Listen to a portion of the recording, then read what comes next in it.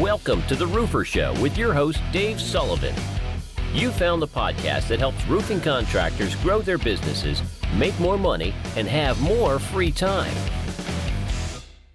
Hey everybody, welcome to the Roofer Show podcast, the place to be if you want to grow a more profitable roofing business. I'm your host, Dave Sullivan, the Roofer Coach, and today we've got John DeLaurier from Peach Roofing, Savannah, Georgia, and also we've got Scott Tebay joining us.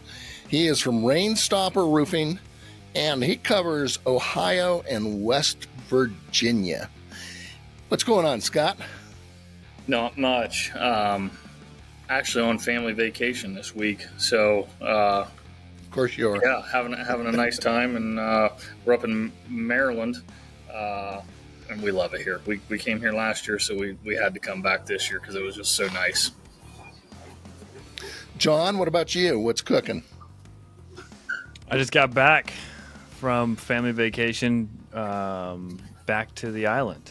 It was funny. I was getting food somewhere, and somebody's like, "Flip-flops and shorts. You must be going to the beach." I said, "Nope, I'm going home." So, like, all right. Yeah, it's well, a good time. I'm up here in beautiful Lake Tahoe, so I've got a little vacation myself.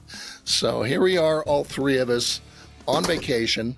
Two of us run successful businesses, and I want to get into that because, you know, Tebay, I know you're always gone. I mean, this is how long you gone for now on this trip? This one trip, of your many trips?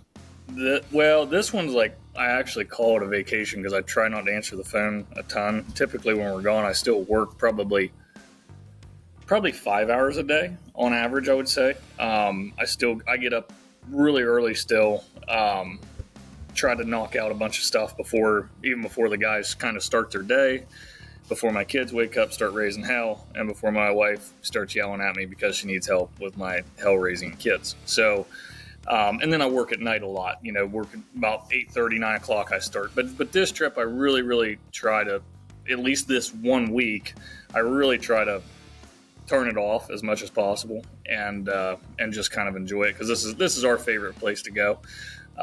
But it's actually a 3-week. We're going to be gone for 3 weeks. So we're going up the whole East Coast, the northern part of the East Coast. So we'll go from like Maryland to Massachusetts to Vermont and New Hampshire, and circle back. The drive home will be a bear because it's like 14-hour drive from New Hampshire to Southeast Ohio. But yeah, it's a nice trip. We enjoy it. We try to make this a little bit of family time this week, though. Nice. John says you got a sweet new RV, or tell us about that. This is our first trip, and we bought a motorhome finally. We've been traveling out of an RV, out of a fifth wheel RV for about a year and a half, almost 2 years now. And we try to go at least once a month for 7 to 10 days. But we do a lot of long travel, right? So like a lot of times we go from Florida to Texas, or from Texas to Arizona, or whatever, through the winter. Through the winters are, where we travel heavy, right? So we're doing a lot of driving, going from like kind of destination to destination. So I got a 3 and a 5-year-old, and you can imagine in a pickup truck, a 7 or 8 hour drive just is a freaking nightmare. 3 hours you can get by because you usually get a nap. You give them a tablet for an hour or so. We get by pretty good, but you get these long drives like this one was 8 and a half hours by the time we got here. And in the motorhome, Haley, my wife, is doing some homeschooling with our oldest. He's entering kindergarten this year, so she's doing some more pre-K stuff with him until school actually starts. So like for 2 hours of our drive, they sat at the kitchen table. I'm driving. They're doing schoolwork.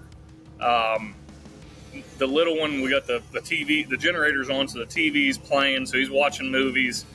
It was awesome. It was such a easier trip on me because I'll drive it straight through. I don't care at all. I enjoy driving and kind of just relaxing, right? Just enjoying my time, checking the scenery out. But with them two just chirping in your ear the whole time, makes it tough. So we bought a Forest River Berkshire, which has some bunk beds in it for the boys, and then the stuff that we kind of wanted. So yeah, we love it. We're excited. This is the first journey in it, and so far so good. Wow, here's a few roofers just living the dream, man. This is what it's all about. But let me ask our listeners this. Hey, where are you taking your family on a 2-week vacation this summer? And don't tell me I could never leave my business for 2 weeks. It would fall apart. Well, if that's the case, you don't have a business. You've got a job. And this is what we're going to talk about today, is how do we build a business that we can do these things, that does not rely on just us, where we can take time off, do the things that we want to do, whatever that is, and live the dream. So I want to start with that because, well, first off, both of you guys have been coaching clients of mine. We've known each other for quite a while, and we're all in a mastermind group, the Roofer Mastermind, and it's awesome. This is how we really get to know each other. We got some great members in there. John, give us your thoughts on the mastermind group and what that's all about. Man, Dave, it's my therapy every week. That's what it is. My business therapy. It's for me, it's learning a lot. It's hopefully helping other people not make mistakes that I made mistakes and not waste the money, not spend the money where they're not supposed to spend it. And just seeing how the roofing industry is in different markets and seeing how we may need to pivot on pricing, on products, on whatever our process is. Look at that. All 3 Ps. I think it's essential for anyone. This is a really lonely business. Any type of entrepreneurial endeavor is lonely. And being able to talk to other people like Scott every week, very consistently, you learn a lot. And it really is. I was joking about therapy, but it kind of is, because you need to know, hey, I'm still doing the right things, or I need to change this to hopefully avoid these pitfalls. I think it's super essential. It doesn't matter which group you're in, but you need to be in a group consistently so that you can make sure that you're successful in your business. Scott, what's your take? I couldn't agree more. And even to go one step further, for me, I found, so I've had coaches before. I had a coach before you, Dave, that helped me with some things early on in my business. Graduated from that coach, I believe, and needed the next level of advice, which I did find through the Roofer Coach, and then ended up joining the mastermind group. And for me, it was even, I would take it a step further to say that, the relationships built inside of the mastermind groups are worth the time just in that. Just because, like John said, it's a lonely world out here. To find success, for one, is difficult. To find friends and relationships that are in the same or similar positions that you're in, and have kind of that like-minded, the like-minded attributes that you have. It's really, really hard to find. You're probably not going to find it in your market, because they're your competition, your competitors. They're guys that don't want to be your friend. They want to cut your throat, right? So, getting in these groups, from this group, I've gained friendships with John in Georgia, Zach all the way out in Arizona, friends in California, Texas. So to me, it's a whole step further than just business consulting. There's relationships that are built that, to me, hold a ton of value. Yeah, I've always been in mastermind groups. I still am. I'm in a consulting mastermind group. Love them. When I was contracting, when I was contracting back in the Stone Age, we would have to fly into a host city every time. And, it's a major deal, major cost, takes your time. Now we can do it on Zoom, and we meet once a week for an hour and a half, and it's freaking great, I think. And that's why we started them. And we're starting up some new groups. So if you guys are interested, get in touch with me, get in touch with John or Scott. We'll, and you can hear about our experience, but they're great. don't do it alone, man. I mean, the smart guy doesn't learn from his own mistakes. He learns from the mistakes of others. And between the three of us, man, we've made a few mistakes, I think. So let's talk about your business, because what we want to do is we want to get into the fact that this is halftime. Okay, we are 6 months through the year. It's half over. We've been discussing this for the past few weeks. And the reason I keep coming back to it is because it's so important to do this 6-month review, to get a plan, just like a football game. Hey, first half, what happened? Well, first off, we need to know the score. We're going into the locker room. What's the score? What did we do right? What did we do wrong? And what are those adjustments going to be when we come out for the second half? And as a owner, as a coach, which is what you are, you've got to bring that team in, go over these things, fire them up, so we can come out and win the second half. But we've got to have a game plan. And that's what we're going to touch on today. We're going to talk about and we get into this in the mastermind. We just grind this, because things are changing. I mean, business is slowing down. And we know this because we've got, everybody in our group. I think everybody's getting hit by this. We got some storm guys that are kicking ass, but, retail contractors, it's getting tough. And we can tell this because the search volume for roofing is way down. And so that means fewer people out there looking for roofs. So we can get into all the reasons why, but, it looks like it's going to be coming to some tough times, perhaps. What do you guys think? John, you see it slowing down there, and the guys in our group? It is. It's definitely a slower year for us. But ironically, Scott and I were texting earlier today. Is that right? Or yeah. So let's not get into politics too much, but political things have happened since we were recording this. Yeah. I talked to Scott about this too. And so, like it or hate it, it's helped both of our businesses pretty drastically, and almost overnight. Like we just the quantity of leads that we've seen in the past 3 days is kind of crazy. So you're talking about Biden dropping out, just happened a few days ago, and you're saying this made a huge difference in your business. Yeah, it did. And I don't know how else to say that than, yeah, I cannot imagine any other reason why it just magically, we've been struggling all year and then all of a sudden we're just getting leads. I mean, like, it's constantly as we're recording this. Yeah, it's just the people want to be more secure, and we're even getting people who we have ProLine follow-ups from October of last year. Like, I need to do my roof now. Like, so that just shows you they've been, October 2023. Now it's July 24. And they're like ready to go for, that's just, it's a good thing for roofers. That's what's happening with our business right now. So we're very optimistic. It's been a really tough year, honestly, but we're probably going to, I don't know, hit our numbers, but we're going to at least be on track probably month over month here on out. Just the quantity of leads alone is going to help us hit what we need to do from now until the end of the year. Scott, what do you think? My text to John was about as soon as Biden dropped out of the race. We've had more sales started in the last, I think, what has it been, 3 or 4 days, right? Something like that. Mm-hmm.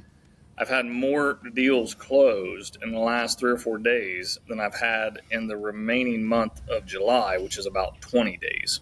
So I'm not saying one thing or the other. All I'm saying is buyers must feel more confident with him not having skin in the game. For some reason, the whole year's been slow. Overall has been stagnant at best. And to just see, I mean, John, one of my guys that sells down in Charleston, West Virginia, in the last few days, he's closed like $150,000 worth of jobs. Now, some of these are old, like John said, like some of these are like, and I've got to clarify, one of those jobs is like a $75,000 job. So that's half of it. But still, I think it's been like 8 sales in the last like 4 days. I mean, that's insane. We never do that.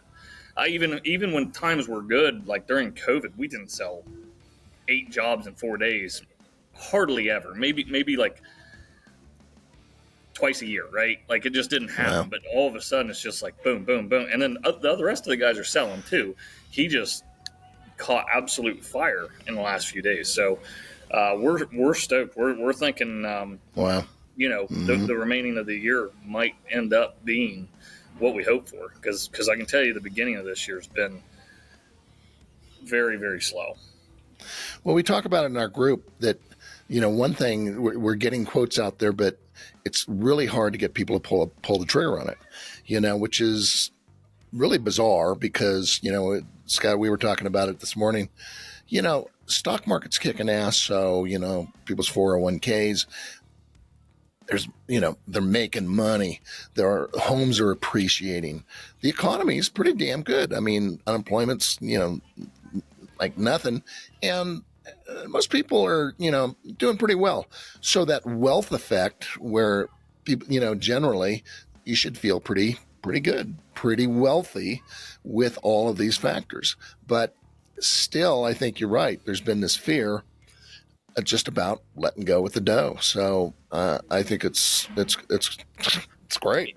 It's almost like it's not an economical downturn, but more so an economical fear, right? Like everybody's just they know they've got money, they know they've got a ton of equity in their home, they know that everything's good. Interest rates are a little high, but historically they're not high.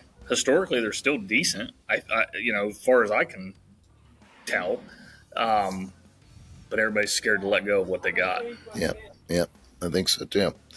Well, let's get into what we want to talk about today.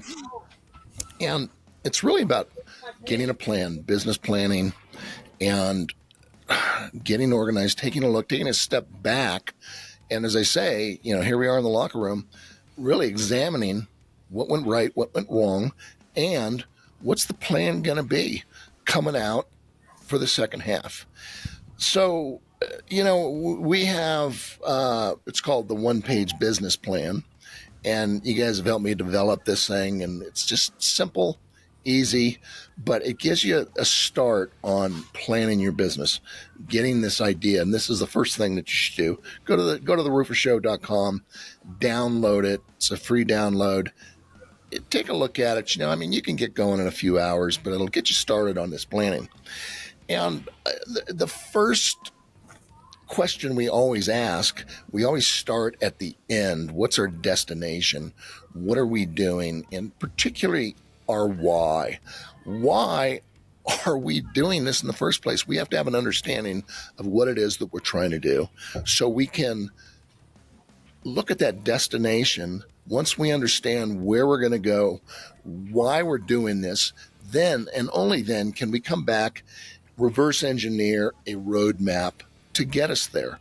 So let's start off with your why. I always love to hear this because it's constantly changing. And Scott, I'd love your story here because you've changed your why a little. Well, all of us have. I know that. But Scott, let's start with you. Tell us a little about your business and kind of some, where you thought you wanted to be, end up, let's say, and what's changed over that time. Yeah. So when I first started out, my business started out as a construction company. We did everything from building homes to laying tile to. I got a Schluter hat on. They still send me shit. I ain't laid a piece of tile in I don't know how long, right? So, but that, we did everything. My goal was never really to build a business. I quit my job, went into construction, into home services, remodeling type work because I didn't want to work for anybody anymore. I wanted to just kind of do my own thing, grind it out, because I could dictate my pay, right? I could kind of, if I wanted to work 80 hours a week and not take days off and grind my ass off, I could make a bunch of money. If I wanted to take a week off, I could take the profit from the previous week and take a week off. Well, what I found was I enjoyed working way too much to take a week off, and I got so consumed that I literally just, for about the first 3 years, I mean, I literally took like Christmas and Thanksgiving. That was about it. I pretty much worked 7 days a week. And I didn't make a bunch of money. For the year, I made a decent amount.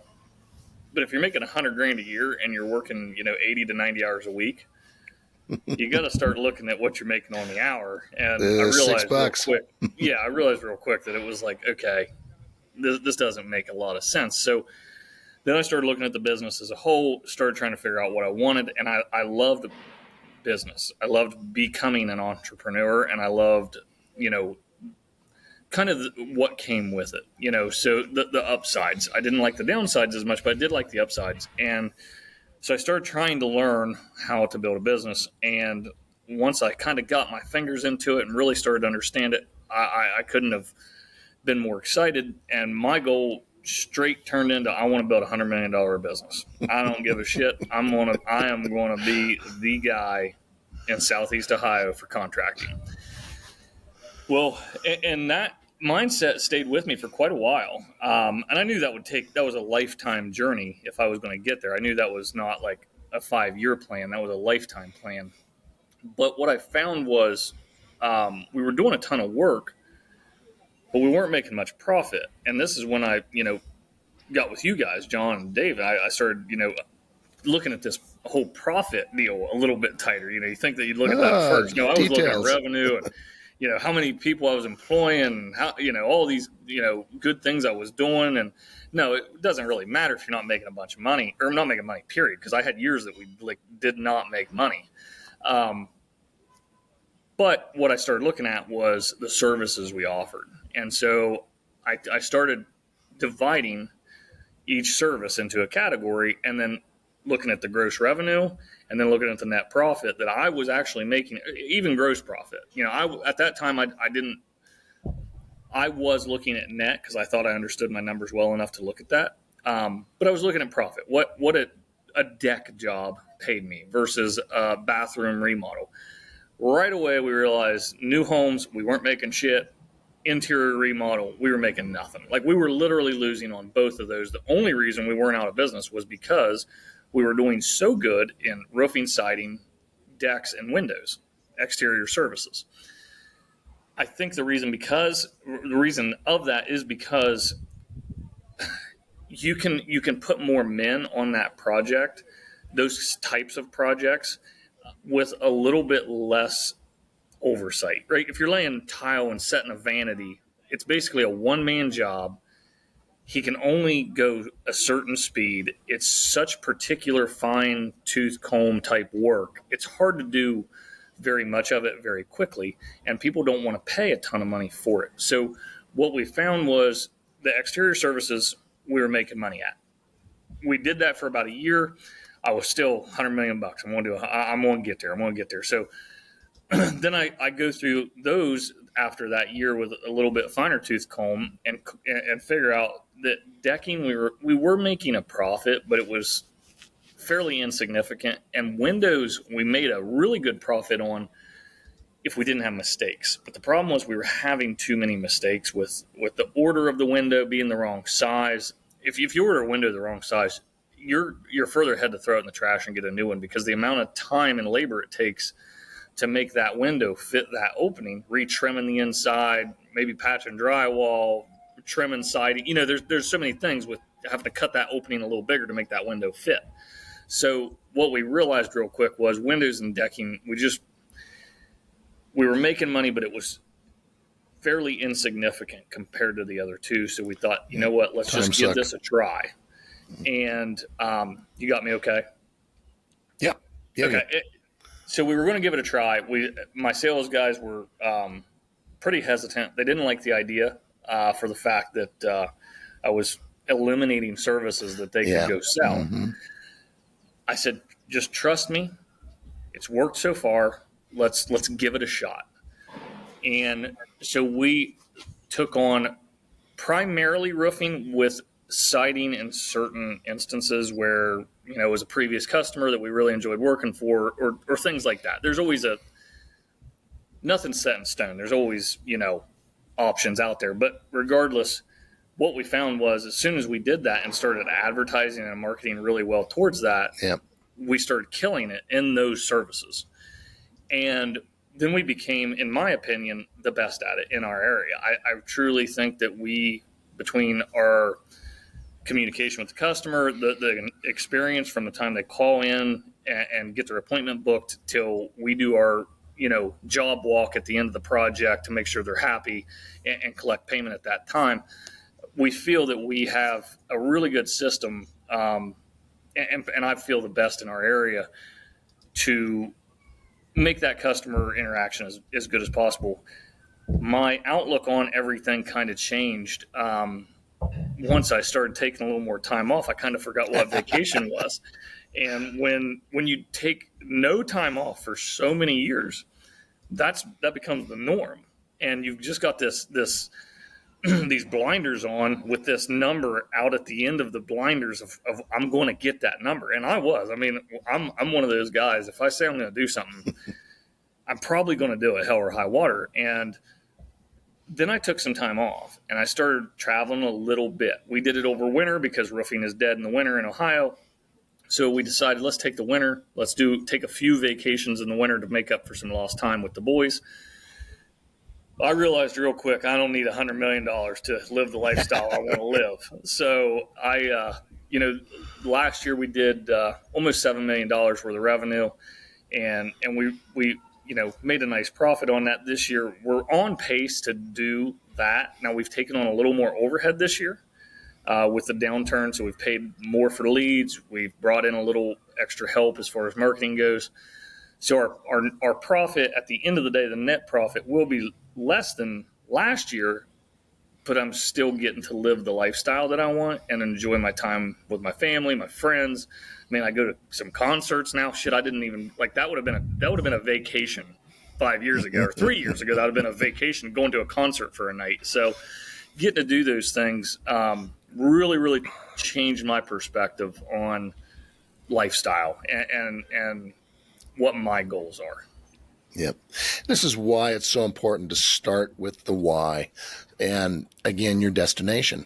Because if you're going to build a $100 million company, you ain't going to be screwing around, driving around the country like you're doing now. So You have to make choices and you have to be realistic. And that's why our why, we start with that in our business planning right off the bat. You've got to clearly understand that. And we get this all the time, everybody, wants to, I want to, build my top line revenue. Well, hey, sales kills, profit thrills, man. It's as simple as that. So John, what about you? We've known each other for a long time. You've gone through little changes in your whys and so forth. Tell us about your business and why you're doing this. It's always been so I can just coach all the soccer teams, so I can, control my time. That kind of thing the money thing has just been a tool, make profit. Honestly, I want to treat my customers the best possible and then get compensated with the highest profit margins. We've definitely had to adjust that this year just because it's way more competitive than it's ever been. But really just providing opportunities for everyone on my team. I love my team. I love Kathleen, Tisha, Clay, and Cameron. I want them to be successful and not just make money, but really, really enjoy what they're doing and know that they're making a positive impact in this little roofing world that we're in. That's kind of part of my why. The personal side of things is just I've kind of had that, whether we're making tons of money or not making tons of money. I've just made the decision to do it. But yeah, we would like to increase. We'd like to grow a lot more than we are right now. We are poised to do that in the next few years. We have a really good team. They're not going anywhere, and they're working really hard to make sales. Georgia is a challenging market, being no license and very little regulation. Anyone can just be a roofer. But yeah, we are really, really excited. And I I think that the remainder of 2024 is actually going to be really, really good. And we already have some really high level sales most likely going to happen in 2025 already. So we're seeing a light at the end of the tunnel right now. And it's not an oncoming train. So that's a good right. thing. Yeah. That's right. Well, I talked about my experience, goes back a ways, but I have similar stories that you guys, because I grew up in a small family roofing business. My dad was chained to the business. I mean, most of the decisions came through him. He wasn't able to take much time off. And he always said, hey, when I retire, I'm going to do all these things. I've got all these dreams and so forth. Well, he ended up having a heart attack and never did those things. So I came in first screwing up the company, but I wanted to do things differently. I wanted to build a business that did not rely on me and that others could make decisions. And, Scott, what you said about really looking at your services, this was key to us because we were just struggling, you weren't making any money. And I hired a coach. This goes back years. And the first thing he did was, hey, where do you make your money? I go, I don't know. We do everything. Well, we broke that out. We did residential. We did commercial. And it turned out that we were losing money. We were losing our ass in the residential business. And we were making money in commercial. Not that one's better than the other, but for us, we just weren't good at it. We could not, do it. And then you got a crew that comes off 1,000 squares, and then you jump onto somebody's house. It's going to be a mess. So first thing we did was drop that end of the business. We focused on commercial 100%.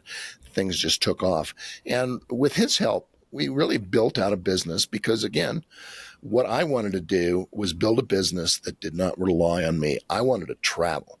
I wanted to ski. I wanted to, hike. I wanted to do these things that I knew that I needed to do when I was younger, because I'll tell you right now, with my knees and my back, I ain't going to be skiing in the Alps. So that was my goal, and that's what we built. And it's position at a time, built the structure out, hired the right people for the right positions, trained them well, held them accountable, and they took responsibility.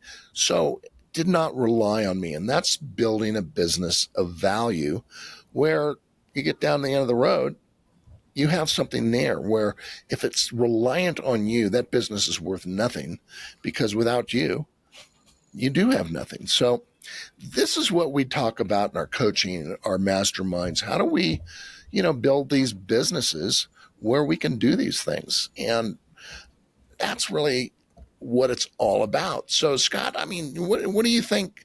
How do our listeners get going on building the lifestyle of their dreams like you have? Yeah. So a couple things. I mean, to start, good people. I mean, at the end of the day, you got to have good people. There is no business without, the people you surround yourself with. Like John said, his team, I've just got fantastic people around me. And they aren't, I wouldn't even go as far as to say they're the best at their craft. Like, I don't have like my one sales guy, he started in sales and would tell you he was just so uncomfortable talking to strangers and just didn't like it. And he knows that he's got deficiencies in that department, but he's just such a high quality person. He's so nice. He's so honest. His level of integrity is through the roof. Like and people trust him. So, plus I trust him. Like he literally, we had an email today. It was a big commercial job that, I had to have him because he's a signer on stuff. I had to have him sign lien waivers on. He signed lien waivers on $100 and some $1,000 project. I trust him to take care of that, collect payment, and deposit in the bank. And I don't have to be there to do that because I trust him. And so surround yourself with good people is key. That's number one. You have to do that. But then after that, you got to start identifying where profit's at, and then building a process around how to sell that task, that service. And to me, I'd like to talk about our process just a little bit, because I think a lot of people use it, and then I think there's a lot of people that talk negatively about the way guys like me run our roofing business. But regardless, no matter how you do it, you got to have a process that works for you. For us, we use a cradle to grave system. We do have a receptionist that answers the phone, schedules all the appointments. From then on, the sales rep that's assigned that project, they go to the appointment, and from that time on, that is their customer to communicate with, nobody else. So they take it from an appointment to a sold job. They let them know the material has been ordered. They schedule the project with the labor. Each one of my sales guys, the way we've structured it, each one of my sales guys has a crew of laborers that they're responsible for keeping busy. So, we've got 3 sales guys and 3 crews. We work these crews essentially every day of the year, pretty much, unless it's rain and snowing or, just nasty outside. But the goal is they schedule the labor, and then they see it through to completion. We spend the time to train our labor, though. So it's not stupid labor. It's not dumb labor. We're not sending guys out there in the blind. We've trained them. We've got them to understand the process. We give them a process. This is how we need you to do things throughout the project. This is the documentation we need during the project.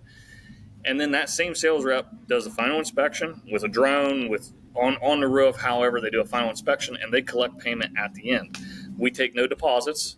All payment is paid due at completion, and it's typically the day after completion. We don't give you 30 days. There's none of that. We did you the solid by putting an entire $10,000 to $100,000 roof on and not taking a dollar from you.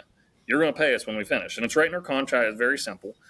But our belief, contrary to what a lot of these guys are doing with project managers and different things like that, our belief is you need project management if you're in commercial roofing, I believe.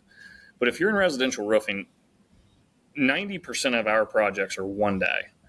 I would say less than 1% are more than 2 days. So very, very few residential roofs last 3 or more days.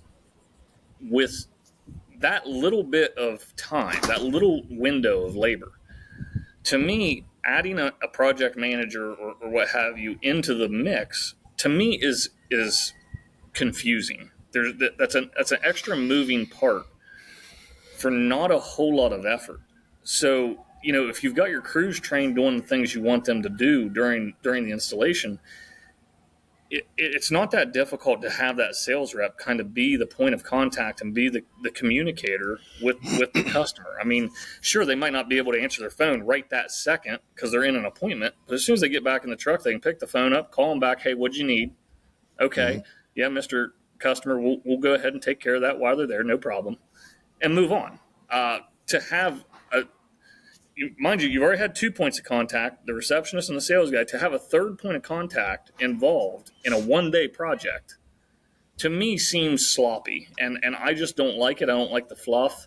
I know a lot of people just preach and harp on, well, good sales guys should be selling. My guys are selling. That's all they're doing. Yeah. But they start their day an hour before their appointments to get their job going. That's part of their deal. That's why they make a really good living. They start at 7. They don't take their first appointment till 8:30. So at 7, they get their crew going for the day. Their last appointment's at 4. At 5 o'clock, they can check in on their crew. Physically. Not just over the phone. They have time throughout the day to physically check on that appointment. So for us, that's how we do it. That's our sales and production process. It's very neat. It's very clean.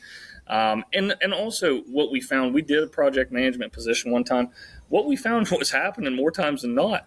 We're showing up to a job and the homeowner's saying, oh yeah, your guy said you'd do this too. Right. No, our guy didn't say we'd do that. You're trying to pull the wool over this guy's eyes because he's never been here before. And I'm not just saying this happened once. This was a common theme. And we found out, like, God damn, we're losing money on jobs. Why are we losing money on jobs? We look back, we're doing 5 things for free for a quarter of our customers. We can't do that. Like, we don't mind, helping some people out. But when we're, running fascia where there was no contract to put fascia on, we can't install, 50 foot of fascia for you for free. It costs a lot of money. So what we found, it was just a lot simpler, cleaner way for us to do it. I get some kickback on it saying that it's not scalable. I mean, I think we could hit $20 million worth of revenue with it. So, I don't really have a whole lot of interest in going a lot higher than that. We're trying to organically just let our business grow and develop just off of the marketing plan and the taking care of our customer plan. Let it just kind of grow organically. Pick up a sales guy when it's needed, and I don't see where the end is for us. I will throw in one thing though. For that to all work, it took a really, really good CRM with really, really good communications and automations. And so we use ProLine. I know I talk about it on my podcast or, and some other stuff. And John, obviously you guys are, founder and promoter. You have to have something taking a significant amount of that communication off of the sales rep's plate for that to work. And with a system like ProLine that automates all that communication, it takes a ton of that weight off of the sales guys. Yeah.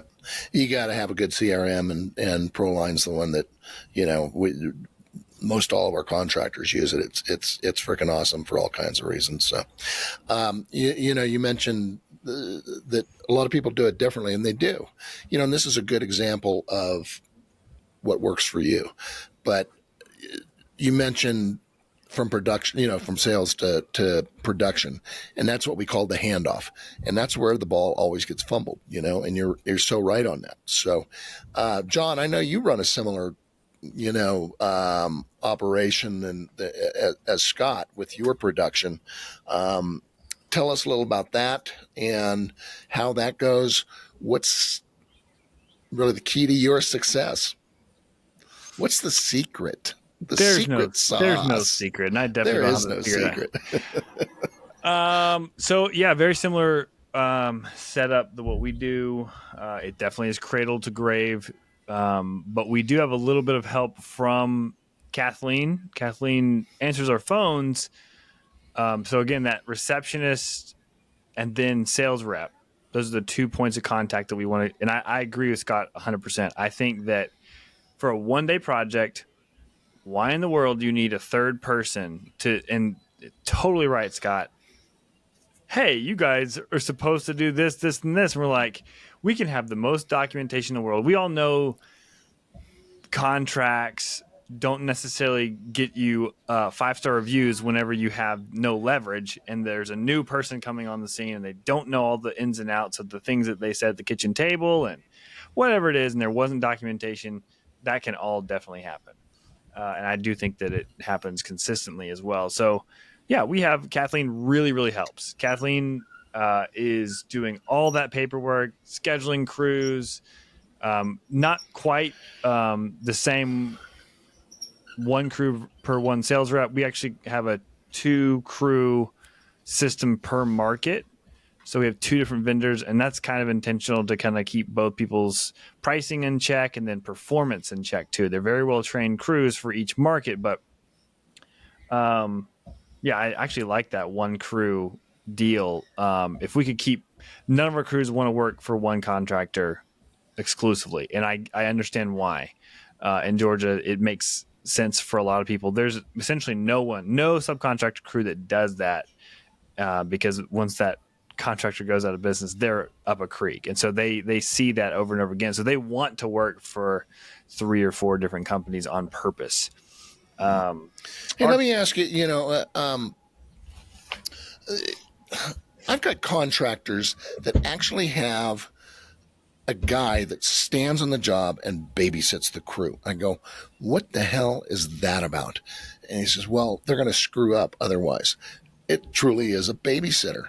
How would you respond to that? I mean, I think it's so many issues. There's so many issues with that. So if you don't trust your crew to do it right when nobody's looking, then you have the wrong crew.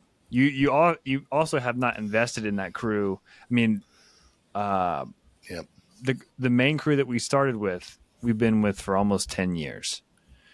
I don't know another contractor in either market that has been working with the same crew for 10 years. Every one of them pisses them off at some level, or they let the other person down, whatever it is. We really do take care of our crew. We respect our guys. We have relationships with them. We have been to the cookout. Like we understand that this is important to maintain these relationships and to maintain expectations, and to pay really well and to pay on time. All those things really matter. So if you have to babysit your crew, you're doing something wrong. It kind of goes back to when you ask Scott, like, what to do.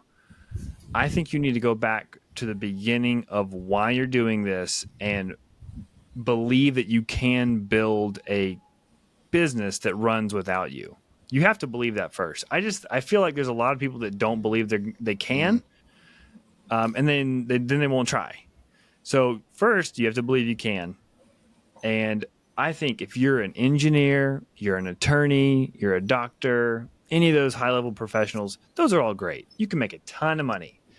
But the most amazing thing that we can do, I believe, is build a business that runs not just profitably without us, and not just survives without us, but actually thrives in both financial and then mental, psychological way for everyone on your team. And that's going to look different for everybody. But I think that's the most amazing thing that we can build as entrepreneurs or just professionals in general. So going back to your question, if you have to babysit your crews, you're not doing that. You're not actually building the team that can thrive without you. You have to watch everybody, and that just doesn't make sense. Everybody for every position, it's really crazy. And I don't care if you're using subcontractors or in-house, you've got to put money, time, effort into training. And you'll start off with a sub crew and say, hey, well, XYZ company doesn't make me do that. Well, the hell with that. You're not working for them. You're working for us. And this is the way that we do it. We do it differently. And this is how I want you to do it every time because it's consistent. This is our process. Yep. So, three different things technically really quick about that. It's way easier said than done. The same crew that I've been working with for 10 years, they didn't want to install drip edge on every single job because other guys weren't making them do it. They didn't want to take all the felt off because other guys weren't making them do it. They were racking shingles. I'm like, you can't rack shingles. You're going to get in trouble. And they did. And I was like, we're not racking shingles. So this is way easier said than done. This is a hard thing to do, but it's worth it if you're willing to invest and set clear expectations for each one. It's just, we can talk about this, but it's hard. But once you get that done and you set expectations and there is reward and there is a good relationship to work with, then it's super rewarding. In the end, it's super rewarding. Dave, I'd like to add to that too with your babysitter comment. We have two babysitters, and one of them's CompanyCam and one of them's ProLine. And I check it often. I look at ProLine to see the calls and the messages that my sales reps and the communication that they're having with our customers. And I catch my guys. I'll see them saying something that maybe it just didn't make sense, or maybe it came off wrong. And I'll just call them and say, hey, you might want to reach out to that customer because that text you sent sounded kind of shitty. Yeah. Call them and clarify what you were talking about. Or, CompanyCam I use for my labor crews.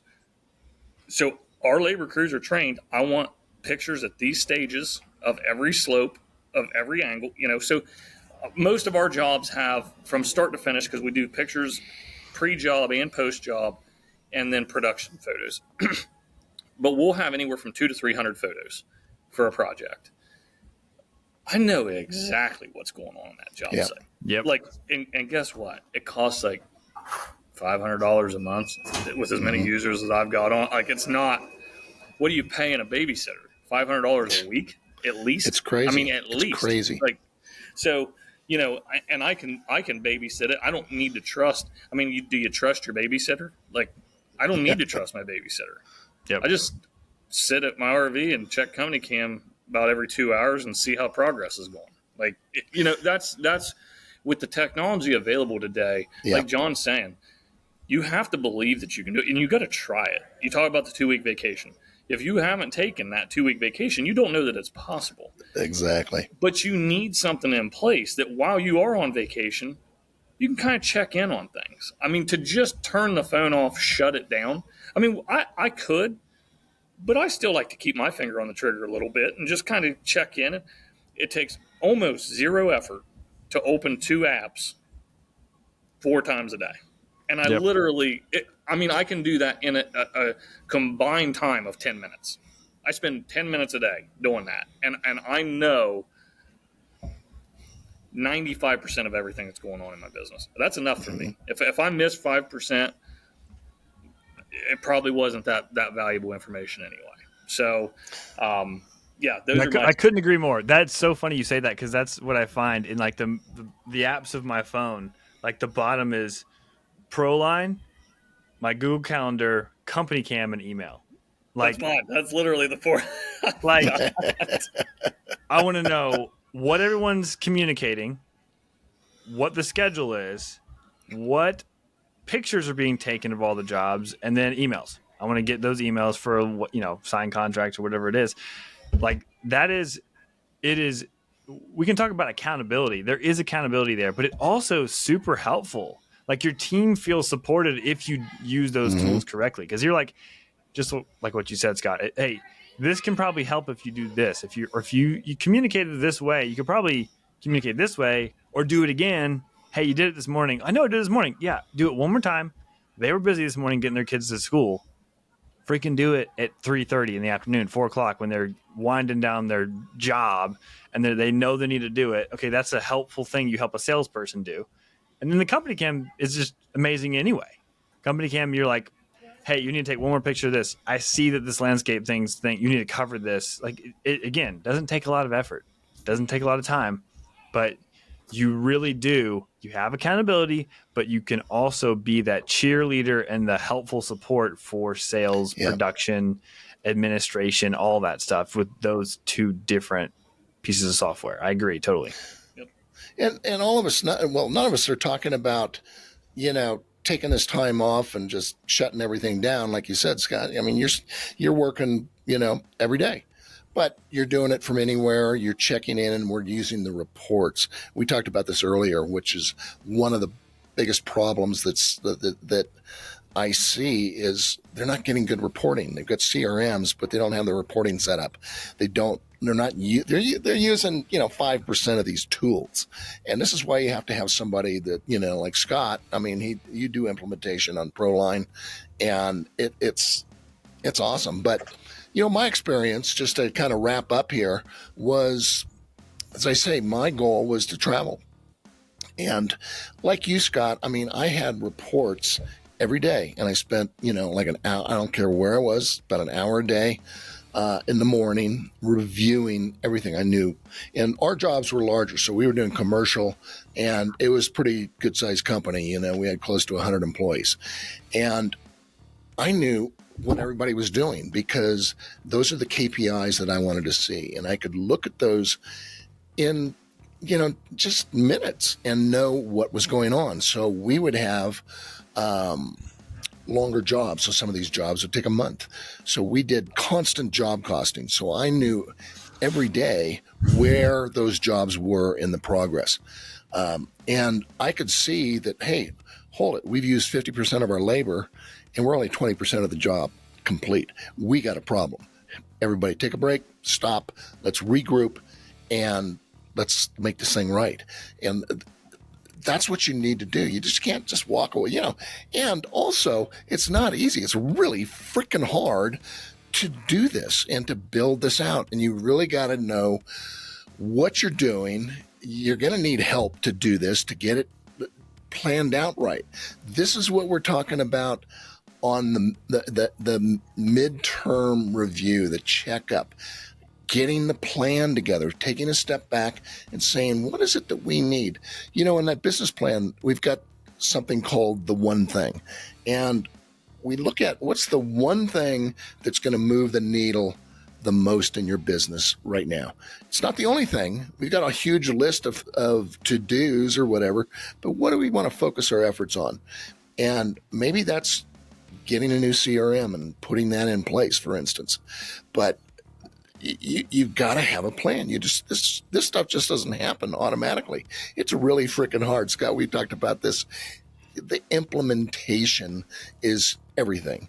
And, my experience says probably at least 50% of the contractors should not be running their own business. They should be working for somebody else, because this stuff takes effort and dedication and, really building this stuff out right. And otherwise, you're just beating your head against the wall. So, I think that's about it. We should probably wrap up. I think we've been going about an hour. I could talk to you guys. Well, we do in our mastermind every week. So, John, wrap us up here. What do you have to throw in here? What do you think? We solved it all. We did all the things. That's all there is to it. I don't know. We're here. Yeah. If you want to call Dave, do a coaching call. I think Scott's with all of us, we're all coaches. Scott is an amazing resource. If you're looking to build your business and understand processes, I think don't do it alone. I say that.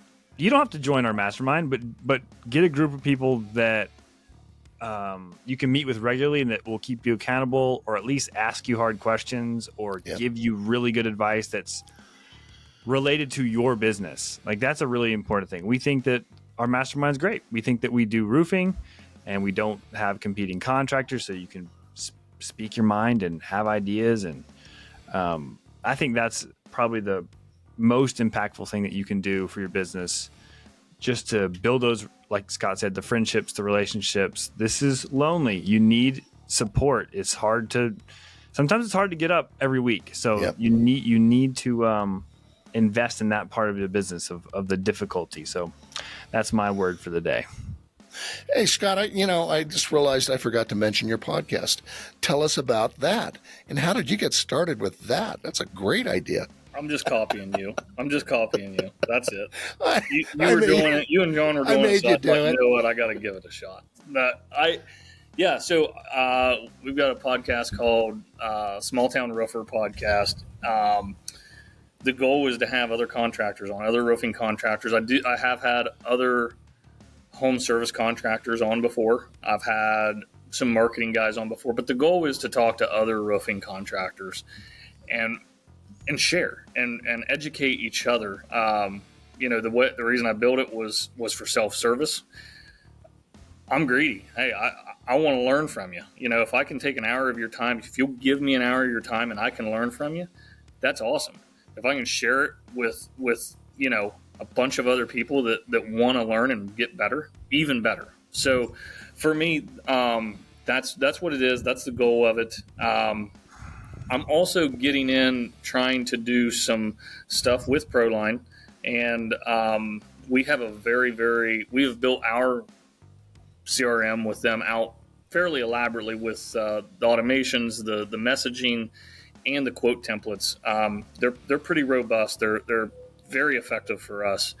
And they're not the easiest to build. It's not super difficult, but if you're not tech savvy at all, or if you don't want to take the time, if you're kicking ass selling roofs, you might just want to pay somebody to do it for you and just hand you the keys, right? So something I'm working on and trying to get into is helping other contractors build out this CRM that we all believe in, ProLine, and help them implement it. Not just hand them the keys, but then also put the fuel in it. So my goal is to get you on the platform, build it to be similar to mine that I know functions well, works well, and then show you how to use it day to day, to where you're not buying this box CRM that you're using 5% of, and you got to navigate through 20 pages to find what you're looking for once a month. I want you to use this to where every day You hit these few keystrokes. It does what you need it to do. You use, at least 90% of the software because you're paying for all of it. There's no sense in paying for all these fancy softwares if you're not going to use them in your business. So I want to help implement them into people's business. I love it. And you've got a great podcast, and everybody should check it out because it's really unique, because you are talking roofer to roofer, coming up with great ideas. It's like being in a mastermind, helping each other out, asking questions. What's the best way? What's working? What's not working? What have you tried? And that's what I love about your show. Also, you've got probably 10 episodes under your belt now, I think. There might be a dozen now. It's something like that. Yeah, somewhere in there. Average podcast, quits at, I think it's 5, 6, or 7, because it's like everything. It's really freaking hard. And, it's not like all of a sudden it starts rolling into a bunch of money. We're doing this for other reasons. I'm on episode, 380 or something. So, hang in there. Yeah. And listen, just to add to that one last piece, if we're always looking for guests. It's hard to find roofers that want to share because everybody thinks they got the secret sauce. And let me tell you, you don't have the secret sauce. You've got really good ideas probably. And the only way to bring our market up is to bring it up together. Mm-hmm. There is no cutting throats and us all thriving. We might all survive, but none of us will thrive if we don't raise each other up. So the goal is reach out. My email is scott@smalltownroofer.com. Reach out, send me an email. Give me 30 minutes, 40 minutes. Let's chat. Let's bounce ideas off each other. Essentially it's a bullshit session between two roofers. Like I literally was a roofer. I nailed shingles every day. Like I'm not. I know the system. I know the process. Like we can talk from that level clear to the level of running a higher level business. So all are welcome. I love it, and check it out because John's been on there. I've been on there, and most of our mastermind group has been on there, and they're smart dudes. So, and John, how do we get hold of you? Because if you want to learn more about ProLine, John's the guy to contact. And also when it comes to these processes and systems.